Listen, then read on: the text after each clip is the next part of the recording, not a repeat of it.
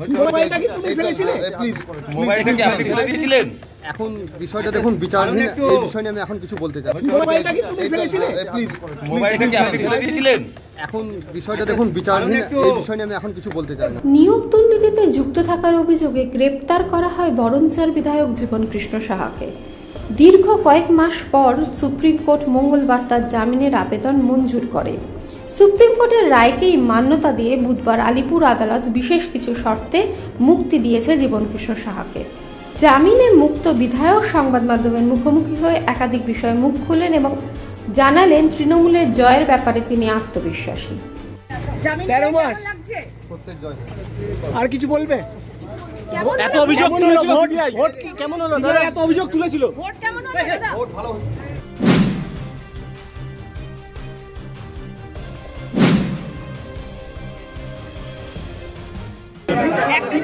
জীবনদা সন্দেশখালী নিয়ে কি বলবে? মোবাইল কেন ফেলেছিলে? সত্যের জয় হয়েছে। সন্দেশখালী নিয়ে কি বলবে? এশিয়ান ক্যামেরা দেছো? আপনাকে একটা কথা বলতে চাই, সবকিছুই ধীরে ধীরে ক্রমশ প্রকাশ্য। সন্দেশখালী রাজনৈতিক যে চাপানোতর চলছে, কি বলবেন এই পরিস্থিতি দাঁড়িয়ে যে ভোট হচ্ছে, কি বলবেন?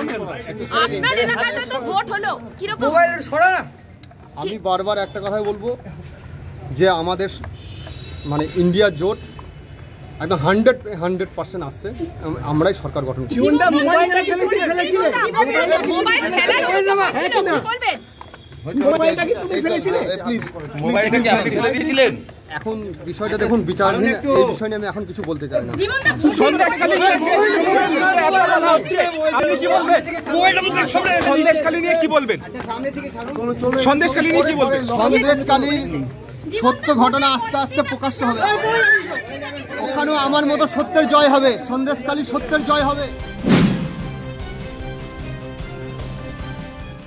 থেকে বের হয়েছিল, আজকে তার শর্তাধীন এখানে বেশ কিছু নির্দেশ ছিল, কি আজকে হলো কোর্টে আদালতে আপনারা কি আবেদন? দেখুন, আদালতে যেহেতু অনারেবল সুপ্রিম কোর্ট ডাইরেকশন দিয়েছিলেন যে এই কোর্টকে ট্রায়াল কোর্টকে কন্ডিশনস ইম্পোজ করতে হবে এবং বড়াবার দ্য কন্ডিশনস আর জামিনের যে শর্ত সেই আদালতকে শর্ত দিতে হবে।